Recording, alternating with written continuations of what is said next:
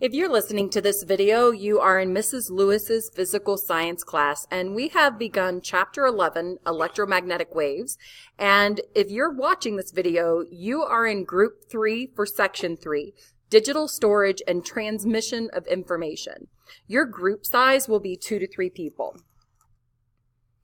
We live in the digital age. No longer is printed material as required or important as once was.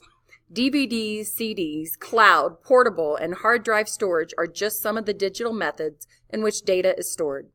The information that is stored can be transmitted in short periods of time and in a variety of ways. It is important to understand all of the advantages and disadvantages to the various methods of storing and transmitting data in order to make an intelligent choice as to show how your data should be managed. So your task is to compile and evaluate a list of questions regarding the advantages of digital transmission of information. You will look at the issue of how students in your district obtain their content, record data, and communicate in an increasingly digital classroom. So before I go any further, your task is actually twofold. Not only do you need to compile questions as a group and go and interview people, it's not just students. You'll want to talk to some tech people too. And in order to do that, I have already talked to our technical director, our director of technology, Corey, and he has agreed that if you send me your questions via email to my email, TLEWIS@WCR4.org. That's TLewis@WCR4.org. If you'll send me the questions you would like me to ask Corey, then I can in turn put them all in one email and send them to him for the group. So that's how that part will be done. Your process, you're going to use your resources, students, Corey, and the web, to answer the following questions on top of the questions you have to make yourself. What are some advantages to storing data in the various forms investigated? What disadvantages exist for the storage and transmission of information you investigated? What financial considerations must be taken into account? Are there any other factors that should be taken into account when it comes to storing and transmitting data? And there always are, so make sure you have the why. Once you have completed your research, you will prepare a 5 to 10 minute presentation. The presentation should include questions and comparisons to digital and non-digital solutions to storage and transmission of data. Your presentation will be in front of a mock school board to highlight the current methods of storage and transmission of data and some of the other options that exist. Your resources, there are many resources that can be used to assist your research. Some I've already told you about, as well as journal articles, websites, scientific news, and magazines, which can also be found on the web.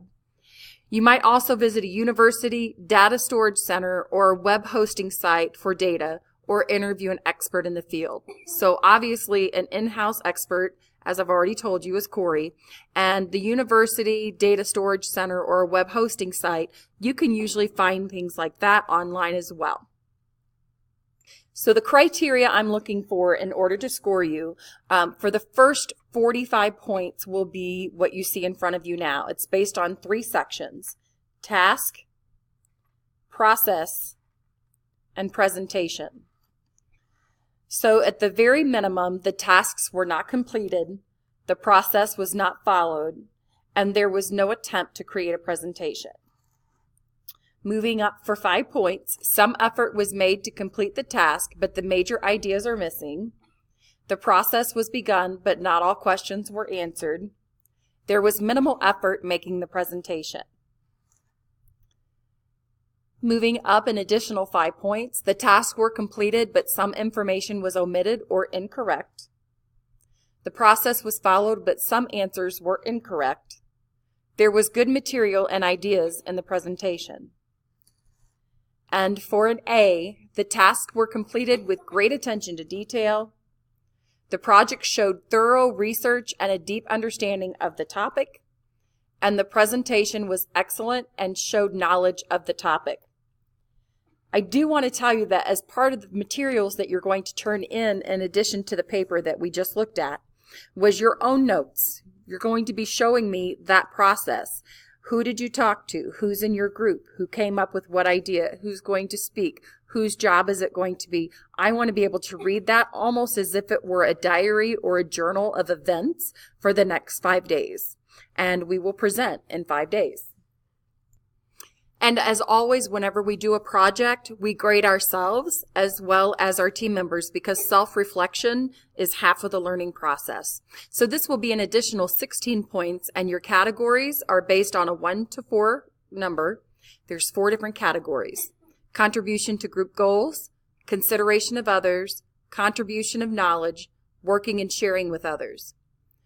So for a complete 4, consistently and actively works towards group goals, willingly accepts and fulfills individual role within the group, shows sensitivity to the feelings and learning needs of others, values the knowledge, opinion, and skills of all group members, consistently and actively contributes knowledge, opinion, and skills without prompting or reminding, helps the group identify necessary changes and encourages group action for change, does assigned work without reminders.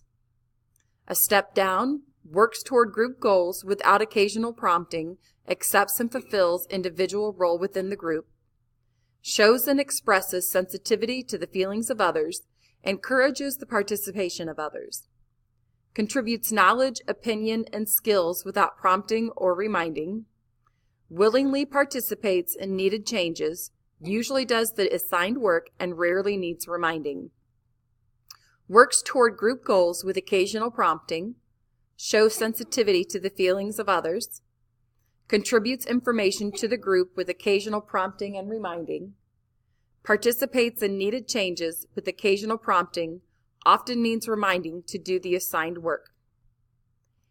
And at the bottom, works towards group goals only when prompted, needs occasional reminders to be sensitive to the feelings of others, contributes information to the group only when prompted, participates in needed changes when prompted and encouraged, always or often relies on others to do the work.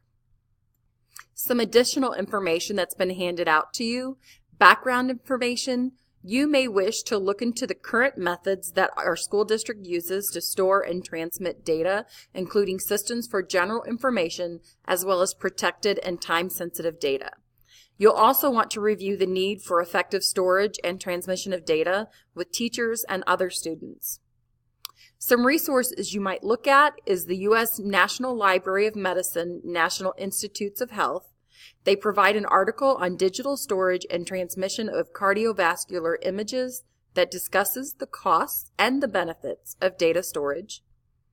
Many websites exist that discuss such items as encryption, the Electronic Communications Privacy Act, and the U.S. government surveillance of Internet transmission, known as the FBI's Carnivore program. Other websites exist that offer services for the safe storage and transmission of data. Some of these sites offer businesses continuous backup of their systems with the cloud integrated data protection system for both physical and virtual environments. When beginning your research, if you need some additional information, here are some keywords I would suggest: stable forms of communication or technology, reliability, deleted, stolen, misplaced information, security of data, computer hackers, expensive storing data, access.